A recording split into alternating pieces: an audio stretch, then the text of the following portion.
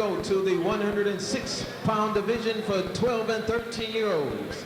Introducing first, he's fighting out of the blue corner. He's wearing gold trunks from H.O.B.O Boxing, Baltimore, Maryland. Please welcome Duane Morris. And fighting out the red corner, he's wearing the black and gold trunks. This young man is a three-time Ohio State Fair champ, 2000 National Gene Lewis champ, 2001 National Golden Gloves junior champion. Hailing from Philadelphia, Pennsylvania, please welcome Bear Richardson.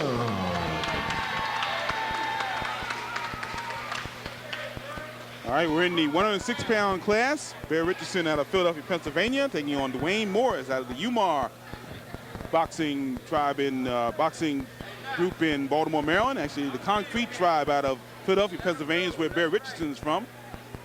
Gary Digital Williams alongside the Fight Dr. Jerome Spears, and still with us here ringside, WBO junior welterweight champion DeMarcus Chop Chop Corley. And these again, these are 3 one-minute rounds here.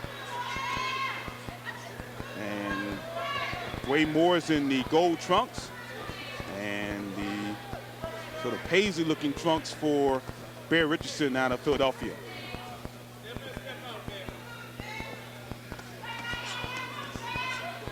Domination there by Bear Richardson. I tell you, and it doesn't matter. Seem to matter what age we're talking about. We're talking about good technique shown by both boxers.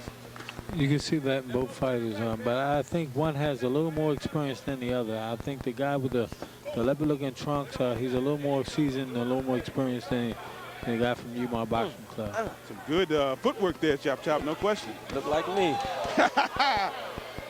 But he's kind of flashy outfit like you, I know that. He's showing plenty heart. That's the end of the first round, scheduled for 3. And once again, we're joined ringside by DeMarcus Chop Chop Corley and the ambassador Vincent Petway here at ringside. And we're looking at some great outfits. Once again, speaking of outfits, I talk once again about the H.O.B.O shop, helping our brothers out. Sportswear Incorporated. Locations both Baltimore and D.C. You see our ring card girls are wearing H.O.B.O clothes tonight. And such people as Hasim Rahman, William Joppy, Sharmba Mitchell, all wearing H.O.B.O gear as they go into the ring. Once again, the sponsor, also we have to thank the sponsor, Magnolia Coach Limousine and Sedan. And for more information on great things at H.O.B.O shop, you can go up to the website, dial the website, www.hoboshop.com. Also, you can dial www.platinumgloves.com for more information on upcoming events of this nature. And the video for this event can be purchased by going to both websites, either one of the websites. Round 2. 3 one-minute rounds in this division. 106 pounds, 12, 13-year-old age bracket.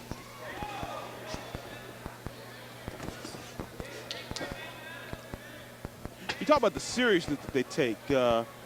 Is there any reason why the seriousness has improved over the years, DeMarcus Corley? I think the younger guys will want to fight harder because they're trying to make it to the Olympics now. It wasn't that hard to us when we were boxing. We didn't look at it as, hey, I want to go to the Olympics. I want to go to the Olympics.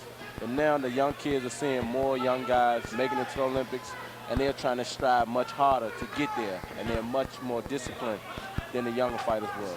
Now, having said that, there's been a lot of talk about the Olympic style of boxing, that it does not favor American boxers because it seems like American boxers want to train to, go to the body where the bodies don't seem to be judged upon as much. Is that true in your case? Do you think, in other words, do you think that the boxers are being trained to fight amateur, or are they being trained to fight eventually as a pro?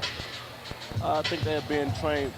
Well, I look at it like this. Most fighters should be trained by an amateur trainer instead of a professional trainer, because then you have a conflict of he's a pro, he's going to train him to do a little pro style than an amateur trainer would to keep his hands busy just to go in there and throw punches. Because a pro fighter is more much laid back, taking their time, and pretty much DC fighters, you can see, they pretty much like to wait and counter punch instead of going in there and just staying busy. And why is that? Because, again, that has been a style that, in some cases, has been criticized by people who watch a lot of the boxers here in D.C., the pro boxers in D.C. True that is. I think as much as the trainers, you have a lot of pro trainers who train amateur fighters. And it conflicts on the amateur boxer. He going there with a pro style. And This is the that's third and truth. final You can see round. here, these two here are very much amateur styling. Throwing Whoa. a lot of punches. I don't know if that was a... It was a knockdown. That's Yeah, a that's knockdown. called. Yeah, definitely called. Okay. Knockdown for Duane Morris on Bear Richardson. Some of the crowd did not agree with that, but It was a Hey, punch. the punch lands, any part of him touch the floor is considered a knockdown. that's it. So Duane Morris getting an edge here. As I now think his they shoestrings are loose. check on his shoelaces. Going back to that, to the styles and training, and I was one that was hampered by that a little bit when I had a amateur fight down in Norfolk in the regionals when I fought Paul and Walker down there in the championship down there. They told me the reason I didn't get the decision was because my style was too much more like a pro, and I was trained by a professional trainer manager, Mr. Mac Lewis, and I wasn't taught to go out there and be busy. I was taught to set up my guy and counter punch and make him pay for the mistakes in that particular fight. That cost me. Of course, Lyndon Paul Walker went on to a relatively successful pro career.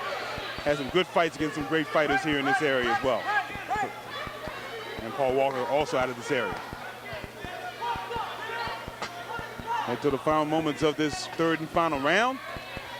One knockdown by Mr. Umar Boxer has picked up the pace pretty well. indeed Duane Morris. Ooh, good right Got that hand. knockdown on Bear Richardson. I think Bear's still picking it up. That's it, the final round of this bout. Another good performance by both gentlemen in this ring. Discombobulating Jones Ladies with and the decision. gentlemen, the winner in the 106-pound class out of the red corner, Bear Richardson. So, despite the knockdown, Bear Richardson survives and he wins this contest over Duane Morris. And that's the difference in the professional ranks and the amateur ranks again. Medal A to knockdown Duane Morris. counts as 1 point in the amateurs, and the professionals, that's a 10-8 round, and then you're hoping to build momentum and keep going and going. But here's 1 point and didn't make that much of a difference in the fight. True that is. So for Ambassador Vincent Petway, DeMarcus Chop Chop Corley back with more here on the Platinum Gloves Invitational from the Washington Convention Center in a moment. Stay with us. Your victorious fighter tonight. Was it a tough fight for you tonight? Not really. So I wasn't really on point. I slipped a little bit. I should have did better. So that was when they called it a knockdown. Well, I don't really know. I slipped. I had something on my foot. Okay. I mean, I wasn't really on point this fight. Okay, but you got the victory nonetheless. The help of my father and my mother and everything, and will of the law. Well, I'm glad you were able to pull it off and come out victorious. Why'd you get started in boxing?